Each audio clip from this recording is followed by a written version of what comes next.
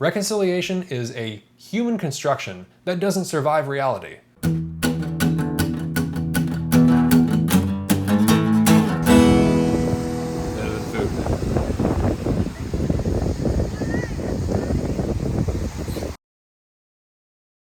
Good afternoon, everyone. Welcome to Better Than Food Book Reviews. I'm your host, Clifford Lee Sargent. Great to see you as always. Hope you're doing well. Get that coffee. Today's coffee is a cold brew from Paradeco Coffee Roasters in downtown St. Pete, Florida. If you're ever in town, you ought to check them out. Beautiful cafe. Been chasing lizards all around the house today. I am known here in my home as the resident lizard catcher. And we also found a snake. Well, my wife found a snake and then proceeded to tell me about it very quickly. A big black snake. And we made sure it's not poisonous. Although we don't know for sure. But hey, wishful thinking. All kinds of reptilian adventures here in Florida. Anyways, comes with having a garden.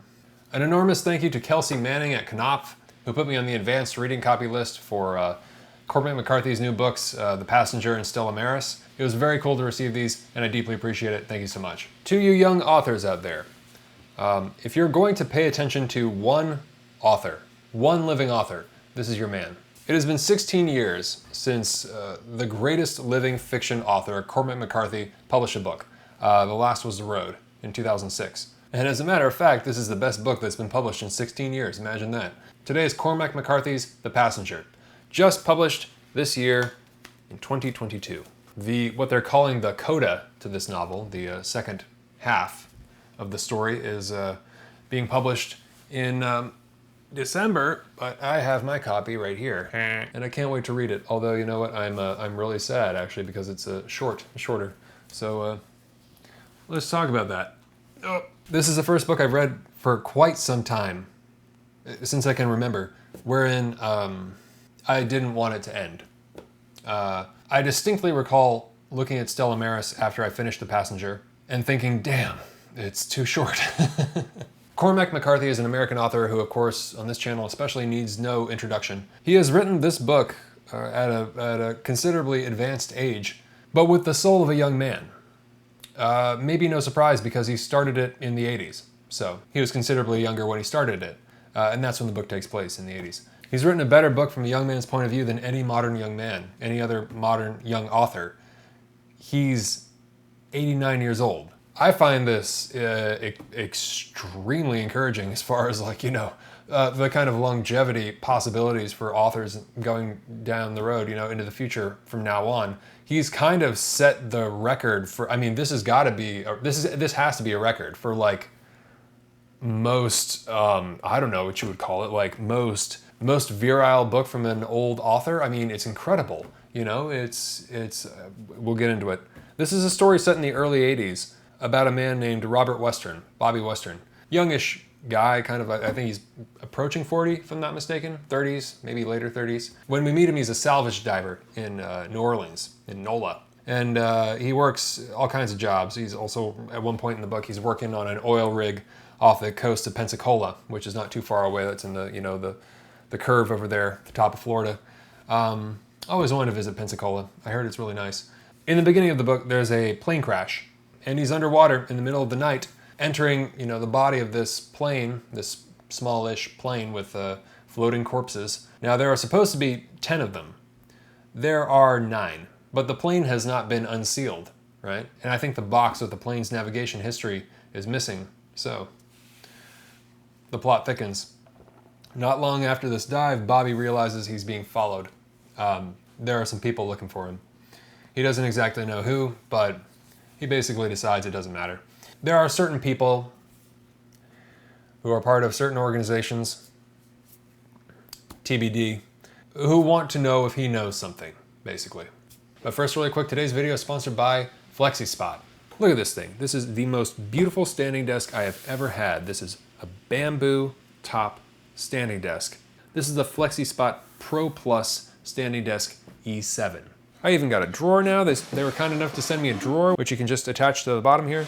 The E7 is really stable. It moves smoothly and steadily, so your monitors and other precious devices will stay safe and sound as the desk moves up and down. At its highest level, the desk is also wobble-free. If you look closely, you'll see why the E7 is more stable than others. Its unique embedded junction increases its stability, and the solid-built carbon steel desk frame makes it rock solid in the desk legs and feet. The The E7 is powered by its dual motor engines, with a hardcore design that is capable of easily holding up to 355 pounds. And, having undergone a rigid quality control test, the column gap was made to be 0.1 millimeters by FlexiSpot, which also adds to its sturdiness and smoothness in movement. The E7 is built to last. Its durability is incredible because of its expertly crafted one-piece design. Its holeless leg design not only provides an aesthetically pleasing experience, but more importantly, it prevents ashes and oil from getting into the structure, therefore extending your years of use. Plus, its high temperature resistant and anti-wear coating give the desktop surface outstanding color consistency, making it a durable product to use in the long term. A 15-year warranty is provided, as the E7 passed 20,000 motion tests in their lab, allowing you to have a reassuring experience upon using it. The E7's LCD keypad panel takes your experience to the next level. Haha. Apart from the programmable memory presets, there's a USB port on the side of the keypad to charge your devices conveniently. While encountering any objects while lifting and lowering, the E7 will bounce back a bit before coming to a stop to protect your stuff from crashing. This is for the premium keypad only. The E7 has a large height range, from 22.8 inches to 48.4 inches. The height is easily adjustable for every member of the family, allowing for a more flexible experience for all customers with heights from 4'2" to 6'3". Also, its noise-free operation won't disturb your pets or kids while they're napping beside you. Speaking of its flexibility, in addition to its wide range of height, the E7's retractable frame allows you to adjust the desk width from 43.4 inches to 74.8 inches. No matter if your space is big or small, the E7 always fits your needs. More excitingly, the FlexiSpot E7 is built with its own cable management board under the desk, and it comes with cable ties to keep your desk space extra neat and tidy. In a nutshell, the E7's sleek design and supreme quality make it the optimal choice for building your home office. This was voted the best standing desk for work from home by TechRadar. Plus, a study run by a Harvard professor found that 87% of people who used a standing desk reported increased energy throughout the day. Check out this comparison chart for the other top 3 worldwide standing desks. Happy Black Friday with FlexiSpot. Get up to 50% off. Be one of the first 3 to complete checkout at the selected time and get your order free. For the E7 model, there will be a flash sale on November 25th, where you can get $160 off. You can get $120 off for the other days thereafter. So check them out using the link below in the description. Thanks a bunch. So this book is a strange one. What you're reading is a love story that is sincere, obsessive, fascinating, and in every single manner of every single way, completely impossible, totally incompatible with normal society and life, which means it's worth reading about. It's true. It's about true love, right? True love is sometimes an impossibility. There's a certain kind of true love that burns respectability at its altar as a sacrifice. The greatest love stories in history, in my opinion, are about impossible relationships, as they are doomed right from the get-go, because the stakes are that high. The drama is that high, you know. High stakes make a good story. Remember, we're talking about stories. We're not talking about models for a living. Don't get it twisted. But there's nothing interesting about stability. There's nothing interesting about stability. Because stability, sustainability, at the end of the day, is a total and complete fiction. It's a lie we tell ourselves to get through the day. Because we all die. Everything gets taken away. Everything, I guarantee you, and you will be completely forgotten, as will everybody you know and love and have ever known and loved. It will all be washed away, and I don't think we have any real conception of that. We don't really even think about that. We don't understand it in the slightest, because how could you, right? How could you understand that you are in fact so close to death? Everything gets taken away. And that's the trajectory for Robert Western, right? This physics major at Caltech who dropped out and became a salvage diver. He's afraid of the deep darkness of the dives, ironically. You see, he's taking on these jobs, these dangerous jobs, as a means of potentially getting himself killed. Because the love of his life, Alicia Western, is dead. She was a beautiful math genius, a schizophrenic, and she voluntarily committed herself to a psychiatric hospital in Wisconsin named Stella Maris. Alicia Western doesn't share Bobby Western's last name because she was his wife, even though she was the love of his life. It's because she was his sister.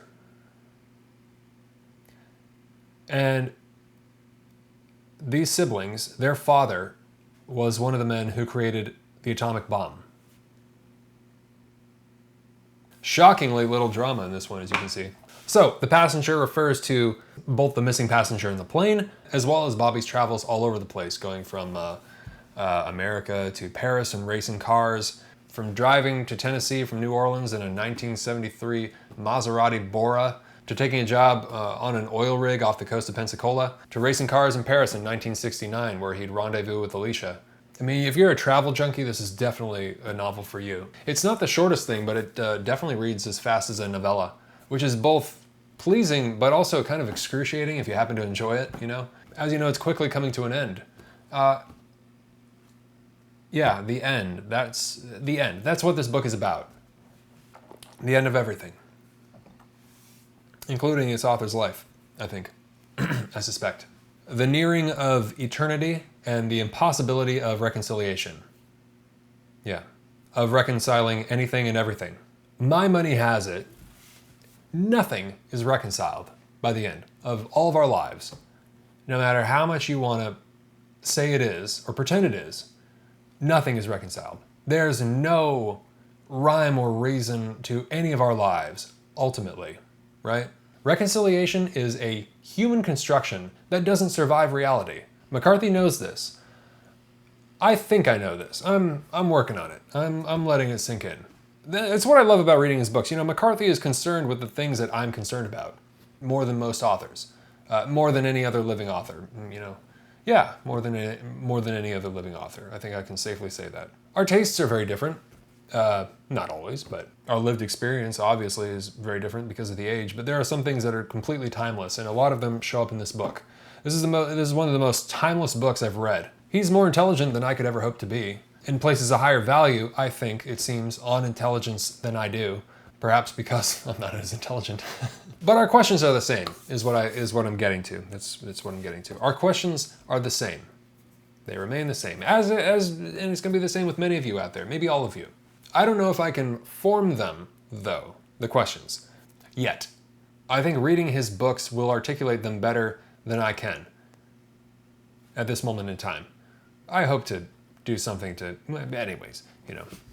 But yeah, these questions, you know, they're the obvious ones, the big ones. They have to do with death, love, evil, time, and nature. And as always, of course, and the endless question of God. And also these questions, these scientific questions, which is really fascinating when juxtaposed with a great dramatic fictional narrative, right? When he really, you know, this is a nice thing about McCarthy's book. He gets these. The entire book is just dinners and drinks with friends, right? So it's just discussions it's just people talking, right, about the past or conceptual things or, you know, ideas or history. You know, it's just, it's like many different films or you know, homages to My Dinner with Andre, right?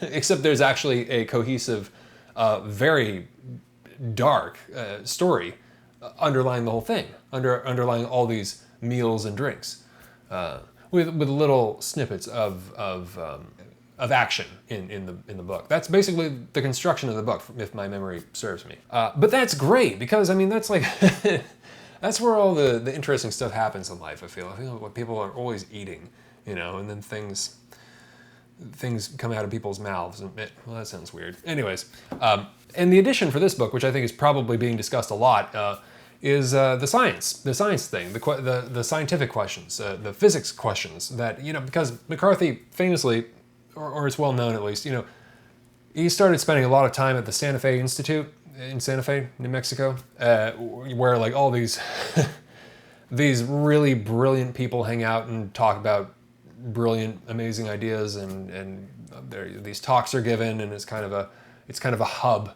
of very, very smart scientists. So, you know, this fiction author comes and hangs out with all these guys. You know, inevitably that's going to seep into his fiction. And since he started writing this, almost 50 years ago? What is that, 42 years? Let's say 1980, 20, 22. Yeah, I mean, we're probably going on like the better part of 50 years ago, so 40-something years maybe, 40 years, maybe high 30s, maybe 30-something years ago. Yeah, it's in there for sure. And I don't understand all of it yet. I'll definitely be rereading this one. I'll just put it out there to to spoil that a little bit. I'll definitely be rereading this one. They're all encompassing, you know, the big questions. And for the first time, we're privy to McCarthy's sense, this really odd sense of humor, which turns out to be like bewilderingly, exceptionally silly. And a total, you know, 180 from the strong and silent Southern wandering protagonist, a few words. I'm just thinking, you know, Blood Meridian, The Judge, stuff in Suttree. I need to reread Suttree because I think it's actually more dialogue driven than I remember. Not that it's a bad thing, either one of them, either one of these styles, but it's just so goofy. Anton Chigurh, you know. I mean, I've always loved McCarthy's archetypal man, and he's present in this one as well as, you know, as Bobby Western, every bit as silent and serious as the others. This has got to be. I think this is a very autobiographical novel. Very. Not the sister stuff so much, but the travels, the friends. I think there was an author that I never read, but only read about recently in his relationship to McCarthy, named Leslie Garrett. And he and McCarthy met in Ibiza, in Spain. Ibiza, right? And they were hanging around there after they had both won these literary prizes. And so, you know, it's kind of, you know, young, competitive authors, but they're also friends. You know, they're drinking and running around Spain and having a good time. Drinking and running around Ibiza, the fuckers. Drinking and running around Ibiza when it was cool, you know, when it was fun, probably. When it was a good time, when it wasn't, you know, take a pill and drown in a swimming pool or whatever. But, you know, as these things happen in life, their paths diverged, and Leslie Garrett ran into a whole bunch of personal problems in his life, didn't get the work done, and died. Got cancer and died. And McCarthy didn't, and did get the work out, and continued. And so here we are. It's a sad story. It's a sad story. Maybe I'll review some of Garrett someday. I'd like to read some Garrett now. He wrote 2 books, I think, that I know of. One's called The Beasts, which was the first one. I think that's the one he won the prize for. And the other one is called In the Country of Desire. But yeah, in this book, there's this opportunity for what seems like this completely non-McCarthy humor. And you find this in the form of Alicia's hallucination, because she has these hallucinations. All these characters come to her frequently, and they're cohorts, and she refers to them as the horts. And I think like the ringleader, because it's kind of like this showbiz troupe. I think it's like a circus troupe or something like that, or like a sideshow act. I have no idea. But it's led by this character who shares the same name as the protagonist in Blood Meridian, the Kid, except he's this really super sarcastic, kind of just crabby guy who has suffered this birth defect, so his hands are actually flippers. So yeah, he's just this wisecracking, ultra sarcastic hallucination of Bobby's sister, who seems to be the disgruntled manager of a sideshow troupe or something to do with old school showbiz. And he's always kind of goofing off and messing with Alicia. There's some sort of, like he always speaks, they're almost riddles. Like he's never giving her the answers to anything, or being straightforward. And he's always like, I think he's always insulting her. I can't remember. It's really bizarre. There's some puzzle going on here that I don't understand what it is. It's really weird. But yeah, so you will know when you're reading about Alicia and one of the scenarios of her hallucinations, when you start a chapter and all the writing is in italics. It'll probably go on for 5 or 6 pages or something like that, and then it'll go back to the regular font, and that'll be Bobby's story. So that's how McCarthy distinguishes visually with these stories in this book. This is one of the saddest stories I've ever read. I mean, it is really sad. It is a very beautiful story, and it is very, very sad. It's a very fitting book for the era. It provides absolutely zero answers while asking every single question you possibly could. Every single question that's worth a damn. All of them. All of them. The only important ones, right? But yeah, again, what I love about this novel is that it demonstrates the truth that in the end, absolutely nothing is solved. Nothing. Nothing gets figured out, right? And anybody in life who tells you that things get solved and sorted in whatever manner, don't trust them for a second. But don't listen to me, right? Don't figure it out for yourself. Don't listen to me. Sure, everything is worked out totally fine. Checks and balances, we're all good. It's all reconciled like your tax returns. Yeah, structurally the book is just a bunch of meals and drinks that Bobby Western shares with his friends and associates. And that's all you really need. It's kind of a road novel mystery, similar to No Country for Old Men, though I've only seen the film, I haven't read it, it's on the shelf. Wherein the protagonist is being chased, it definitely reminded me of that. It's not as dire.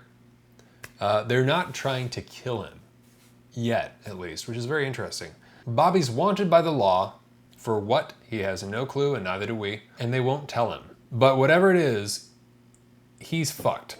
That much is clear. And nobody associated with him is safe, it seems. The feds want something from him.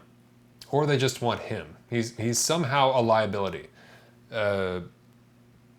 In part, he suspects, I believe, because of his father. You know, his father, who has since passed away. But anyways, the feds, Bobby's renting this room above this bar in New Orleans, and the bartender there, this woman, starts referring to them as the feds, and they come by every now and then looking for him. But yeah, the feds take every opportunity short of killing him to make Bobby's life difficult. Stealing his, like confiscating his bank accounts, like impounding his car, I think, the nice one, which fucking sucks. This exceptionally cool race car. But yeah, he had money, and then all of a sudden he has nothing, and he has to run, right?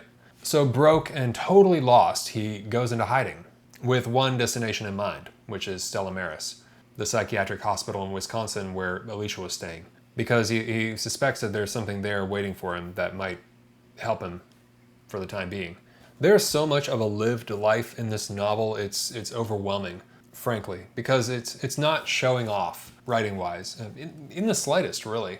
Aside from the author clearly holding intelligence in high regard and demonstrating his own almost effortlessly. So, like, style-wise, it's far closer to The Road than it is to Suttree. Though there are, there's some passages that indicate that it's definitely McCarthy. And they're beautiful, though, I can't tell if he's just doing it from time to time to remind us, who's writing the book, whether from guilt or personal pleasure or habit. Because the rest of the book, much of it, dialogue, is sparse. So the story about his sister is it's really tragic. He fell in love with her one night when she was 13, and he was already a Caltech student, right? So he was in his early 20s or whatever. They were in the woods near their grandparents' house, and he keeps coming back to this in the novel, I think, this certain moment in his life. They were in like an amphitheater, but a rock structure, right? It was in the country, in the woods near the house. And they had lit it with all these lanterns or candles or something. And she was performing this Greek tragedy, dressed in Greek garb. I think doing some Greek play just for him, right? And that's when he realized it was basically over, his life. I think, at least if memory serves, he's in love with his sister.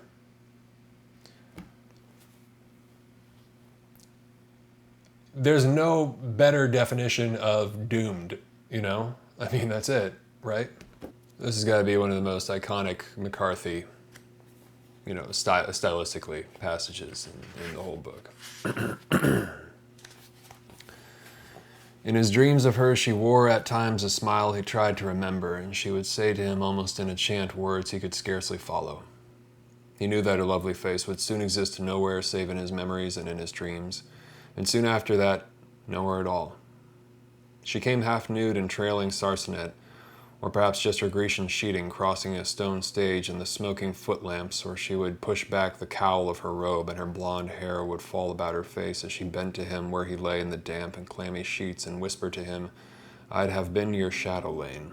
the keeper of that house alone wherein your soul is safe. And all the while, a clangor like the labor of a foundry and dark figures in silhouette about the alchemic fires, the ash and the smoke.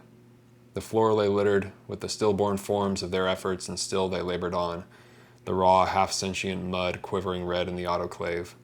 In that dusky penetralium they press about the crucibles, shoving and gibbering, while the deep heresiarch dark in his folded cloak urges them on in their efforts.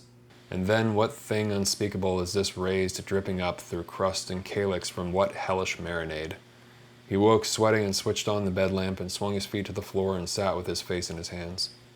"Don't be afraid for me," she had written. "When has death ever harmed anyone?" And you thought your life was complicated. Of course it's disgraceful, right? Of course. That's why his life is a tragedy. That's why it's an interesting story.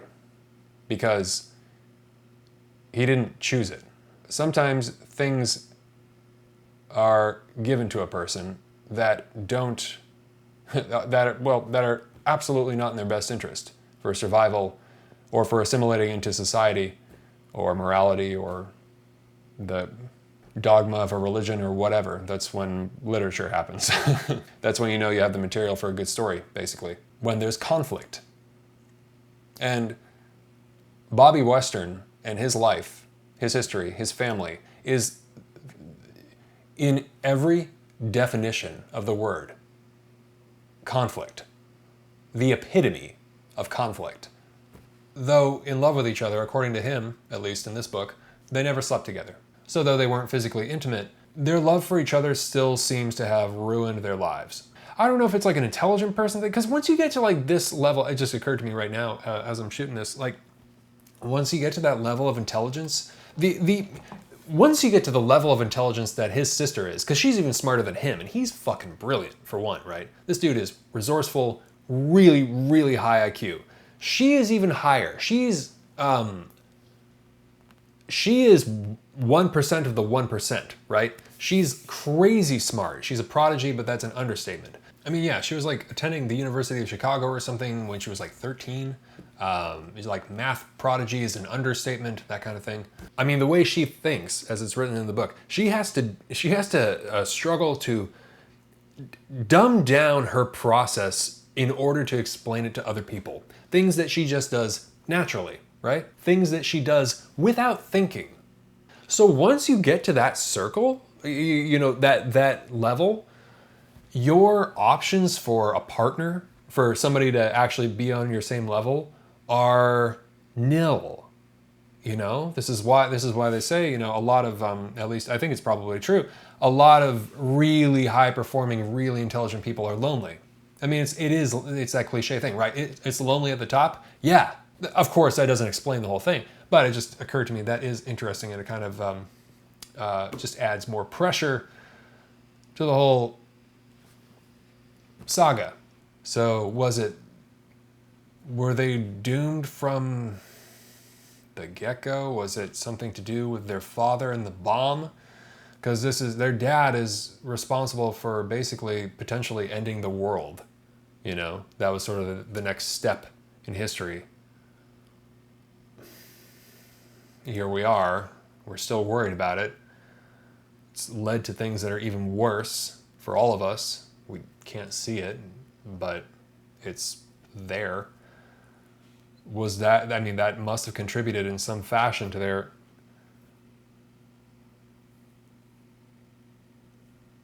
it's just such a quiet depiction of internal suffering. But it's not as painful as that sounds to read, though. It's beautiful writing, you know. So and the conversations with his friends, it's great, because, you know, this narrative is the foundation of the book, but it kind of like drifts off into the background, and then you get caught up in all these other ideas. But it always comes back to this, right? It always comes back to the brother and his sister. So, yeah. They seem so alone, these two. So completely alone in the world and singular, right? McCarthy's really done a good job of isolating this one narrative. A narrative that is so kind of outrageous in its own way, that it's contained and it can't assimilate with the rest of the world. You know, it's a relationship that is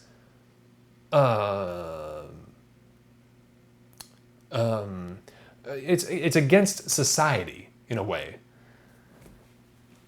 They're true outsiders, I guess is what I'm trying to get at. Now that's my guess, along with the fact that, you know, their father is the man who is partially responsible for possibly the end of the world, the end of the human race, the end of civilization, the end of everything. I would guess that kind of tends to bond you as well. But I'm no psychiatrist, I'm just the reader. The most enjoyable thing about the book is the conversations with the characters that make up Bobby's friends. The doomed intellectual turned thief John Shedden, whom Chris, a friend and patron, said sounds like Falstaff, and provides some of the best dialogue of the whole book. Debussy, or Debbie, the beautiful New Orleans trans woman and performer, who leaves all the women in the restaurant seething when she walks in with Bobby. Borman, the paranoid swamp dweller. Tons of great characters in this book. For the record, in one of the best scenes of the book, when Debbie reads the letter from Alicia in the restaurant, I totally knew she was going to cry. The cinematic setup was obvious to me, and I was satisfied when it happened. You see, all of Bobby's friends know about him and his sister. They all want to help him, you know, but I mean, what the hell can you do for a guy who is that dead set on living out the rest of his life as a tragedy of that proportion, right? Though, you know, ultimately, whether or not it's up to him is a question that I think is probably going to be entertained forever. Now, I know that McCarthy is a Sam Shepard fan, and a friend of his, I think, and The Passenger, in many ways, seems like an homage to Sam. There's a Robert Altman film from the 80s called Fool for Love, starring Sam Shepard, who wrote it. It's based on his play, and Kim Basinger and Harry Dean Stanton. And it's about these two lovers in the desert arguing in a hotel, and it's revealed that they are, in fact, half-siblings. Because their father, Harry Dean Stanton, has been leading this double life in this small town. And his wife, you know, their mother, kills herself because she finds out. Though I haven't read the play, I haven't seen a production of the play, this book is way better than that movie. It wasn't terrible, it just wasn't, you know, wasn't good. I don't know. I didn't watch enough Sam Shepard stuff, though. I really got to return to him. But, yeah. Harry Dean was pretty good in that one, though. But then I don't think he ever really had a bad role. He's fucking Harry Dean Stanton, man. But yeah, it's that whole kind of atmosphere, you know, the Southern Gothic doomed romance. This is an archetype, right? The dark patriarch, the poverty, the bloodline, the American landscape, the war. I mean, kinda. The weirdness of it all, right?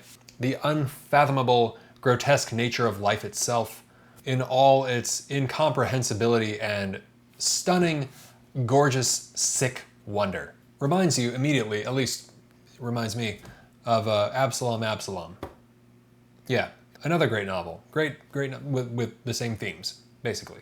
But that one is like one of the greatest ever written, I think, as far as American novels. Like, it's a real epic. But this, you know, I'm kind of leaning towards that with this too. But that one is more, maybe a more traditional epic.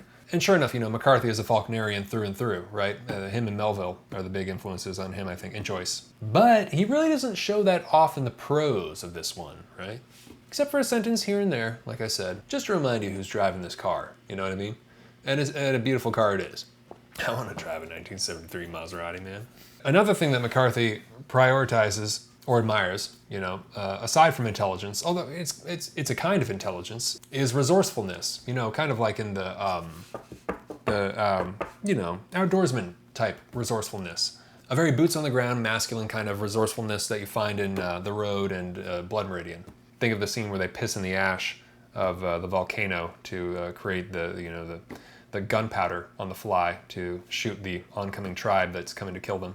Robert Western comes into a ton of money. Then he loses it all. And then he has to hide while broke. So he literally drives his pickup through the countryside in this one scene where there was a forest fire. And he sees a dead deer. And he pulls over, he takes out a knife, and he cuts off and eats the lightly smoked backstraps of this deer. It's in part a survival story, you know? Men, probably some women, but predominantly men, I would guess, are able to get by on very little. And McCarthy is kind of famous for this. You guys know what I'm going to talk about. You know, historically, he asked his ex-wife to work a job so he could write. They were so poor at one point they couldn't afford toothpaste, as the famous Oprah interview anecdote goes. This is all based on his selfishness. McCarthy is a very selfish man. I think probably the best artists are. It's a sincere, true selfishness, wherein he absolutely does not want to do anything else with the one life given to him other than what he wants, which is to write. That's it. And again, men can get by on very little. It's neither good or bad, right? It's a commitment. It's a sacrifice. You definitely give something up. Either the writing gets done, or he gets a 9 to 5 and becomes a hollowed out walking corpse. Like the rest of the onslaught of nameless souls slung into infinity and forgotten.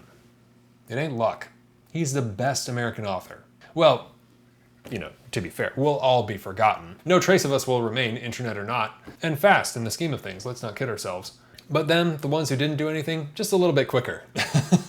Like it matters. But this sense of autonomy shows up in The Passenger, in Bobby Western. Perhaps most admirably when he sits down with the feds in this bar in New Orleans. And this is one of my favorite parts of the book. I love this part. And it's very short. I'll leave a lot of the book for you to enjoy. They sent me this nice bookmark with his face as well. All right, page 211.